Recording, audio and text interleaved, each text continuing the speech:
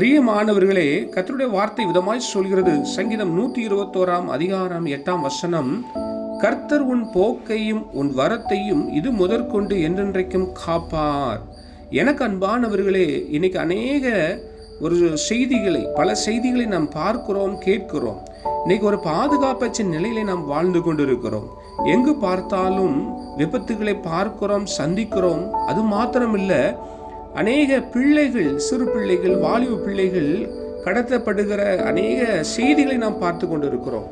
எனக்கு அன்பானவர்களே, கர்த்தர் சொல்கிறார், நீங்கள் கர்த்தருடைய கிருபை சூழ்ந்து இருக்கும்போது, கர்த்தருடைய கிருபை உங்களுக்குள்ளாய் சூழ்ந்து இருக்கும்போது, கர்த்தர் உங்கள் போக்கையும் உங்கள் வரத்தையும் இது முதற்கொண்டு அவர் காக்கிற தேவனாய் இருக்கிறார்.